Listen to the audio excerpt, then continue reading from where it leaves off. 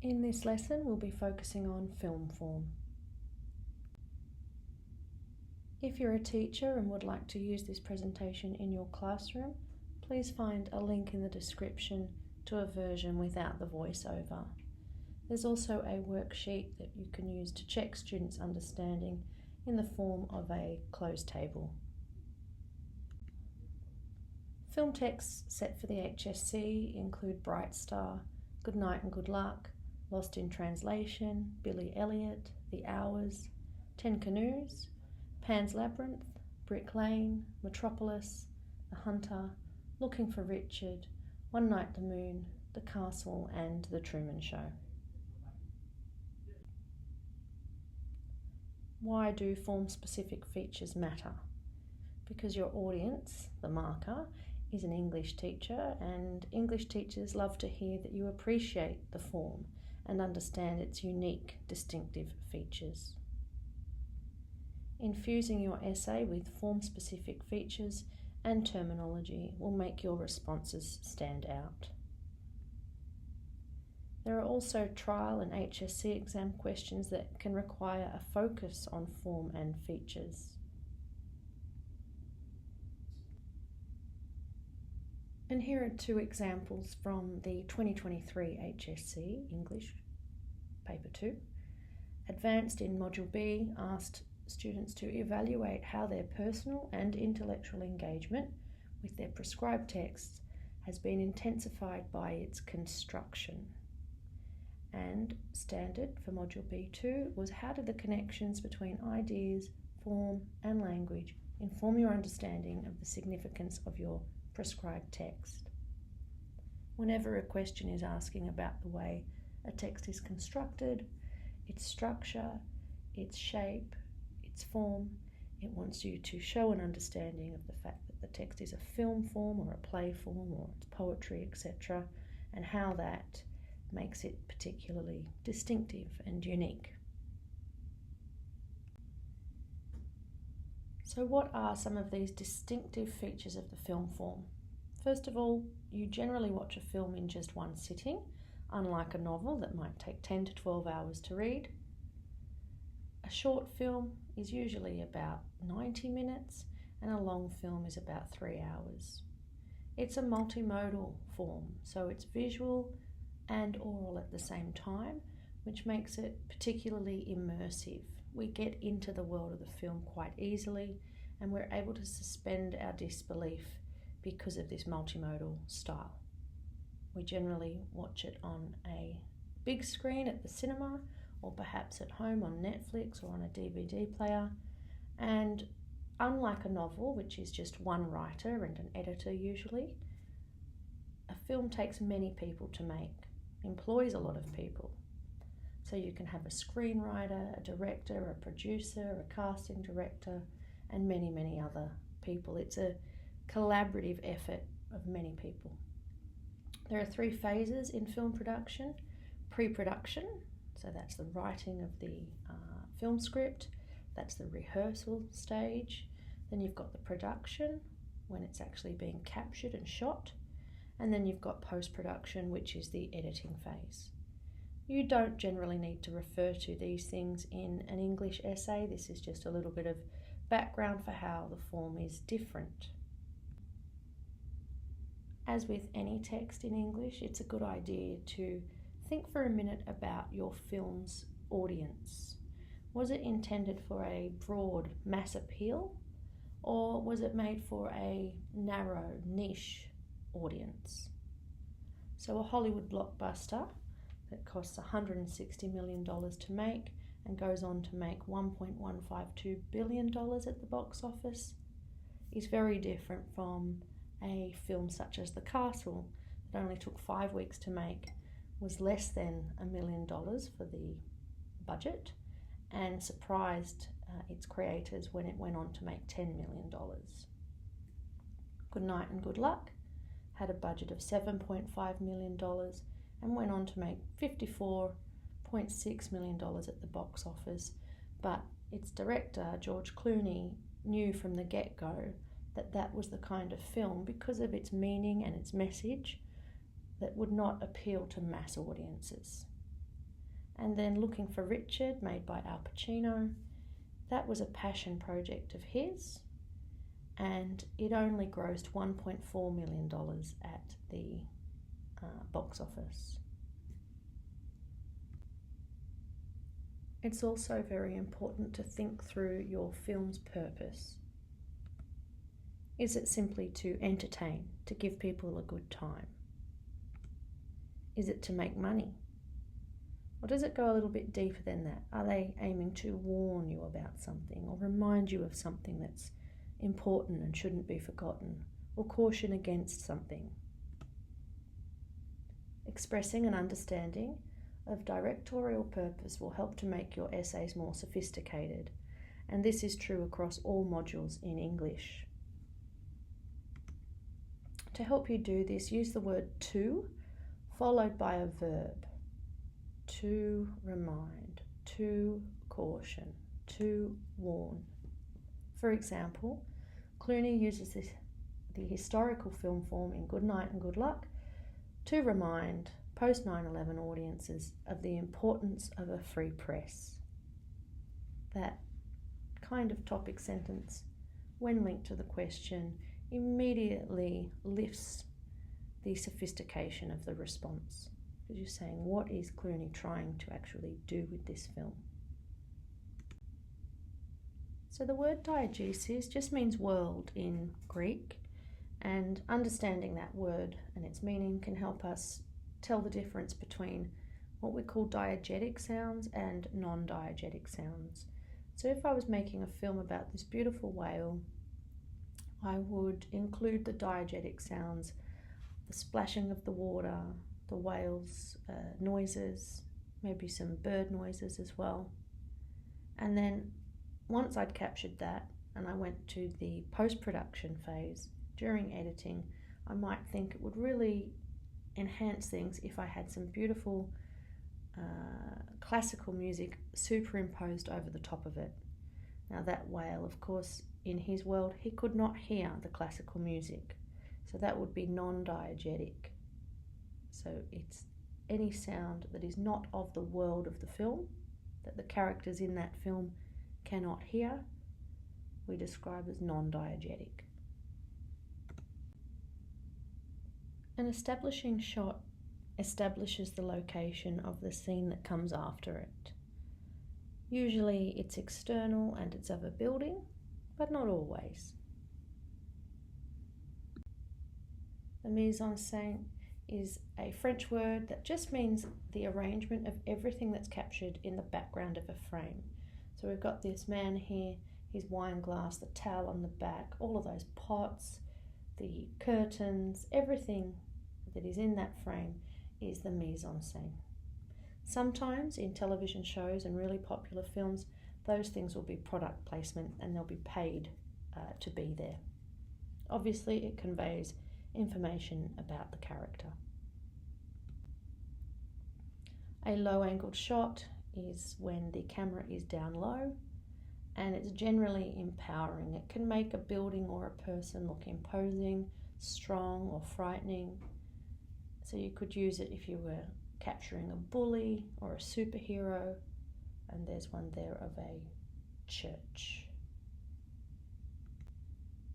A high-angled shot is when a person or thing is captured from a high angle, and it will often make the individual look innocent or vulnerable in some way. It can also make them look cute, but generally it's disempowering. So a victim might be shot like this, maybe a child or a sweet little kitten. An extreme close-up is when we have extremely fine detail, such as this, where we can actually see all of the little wrinkles on the eyelid and the eyelashes there as well as the different spots and so forth in the person's iris. A close-up is a little bit further out from an extreme close-up, and that can get close detail such as a handshake, a face, or a cup of coffee. A medium shot, sometimes called a mid shot, captures the subject's head and shoulders usually, And we call this a conversational distance because it's the distance that we're comfortable speaking to one another from. A point of view shot, the name explains itself. It's when a character's point of view is captured and encourages empathy with that character. In this example, you can see that we are the character who is going down this incredibly artificial looking river in a canoe. So we're meant to feel in that moment the awe and wonder of this beautiful landscape. If a camera is moving vertically up or vertically down, we say that it is tilting, and this can make a person or object look tall and imposing, or strong or weak depending. And if the camera is moving from left to right in a horizontal fashion, we call that panning, and that's useful for capturing the full scope of a setting. A tracking shot, also known as a dolly shot, is when the camera moves along a track to follow a character, vehicle or object. So if a dog was running along the road, you would have a track and the camera would be on a dolly and on that track, and it would follow the dog as it was running to capture it moving. When the camera zooms in towards a character or object or even a setting, it creates an increased intimacy, or it can also be quite uncomfortable if you feel that the character is in your face or you feel too close to something that's not right. If you're zooming out, then you're moving away, obviously, and this can create a distance, or it might allow for a broader view of a subject's context, what's surrounding them.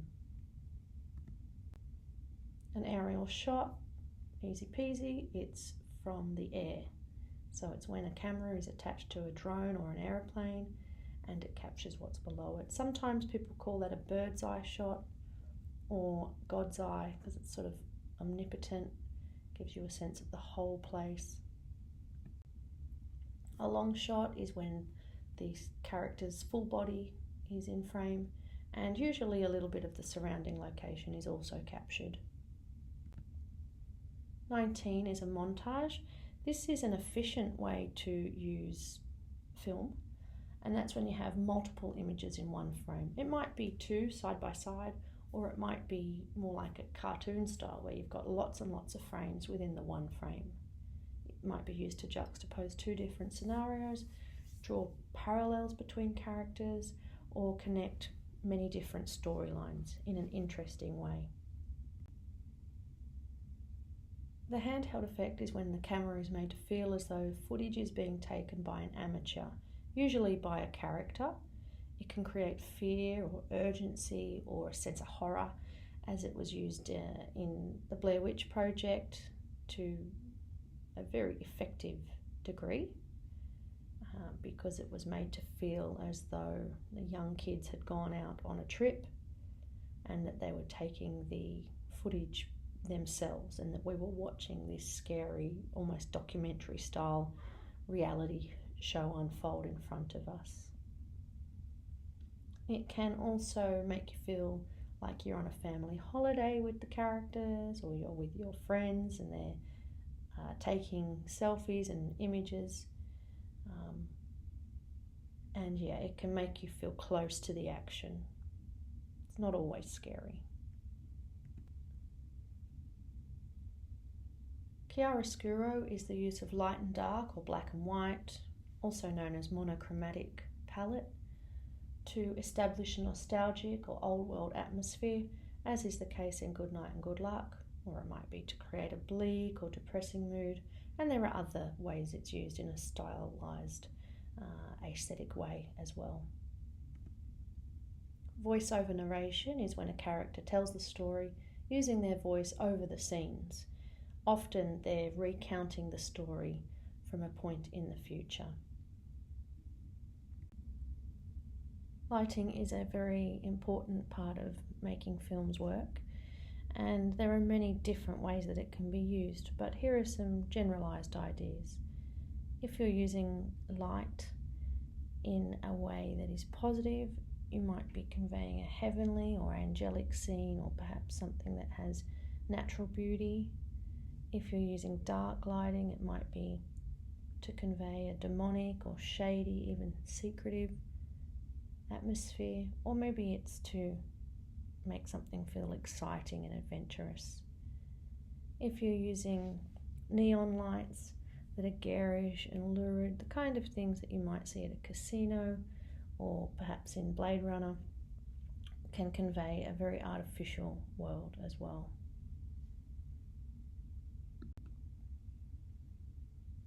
Costume, simply the clothes that characters wear, and they convey a lot of meaning. So hats, jewellery and shoes. Makeup is sometimes overlooked as an important film technique, but it can be used to convert actors into fantastical creatures, as is the case with Pan's Labyrinth, or perhaps to show aging, and also the creation of prosthetic noses and so forth, as is the case in The Hours. The special effects team are in charge of explosions, fires, car chases, using computer-generated imaging, completely different worlds sometimes. Stunts, physical feats like fighting, falling, accidents, and these are conducted by stuntmen and women, their body doubles, and they're coordinated by the stunt coordinator. Facial expressions, obviously an actor uses their face in every scene to convey positive emotions such as happiness, love, desire, determination, bravery, and maybe some negative emotions like envy, jealousy, anger, or even hate. Body language is just the way the actor or the character uses their body to express a whole range of different things. And stance is all about the way a character stands. So they might use their body to show that they're confident, or maybe that they're meek, and so forth. Proxemics is about the physical distance between characters.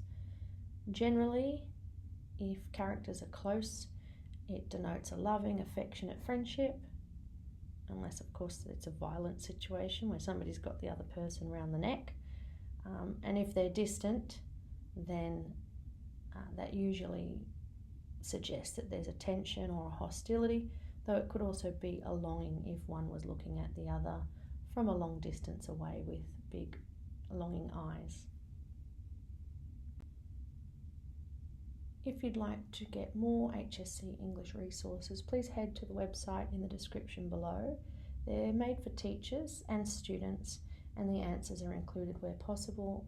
The learning is also deliberately active. I hope this has been helpful, and I thank you for listening.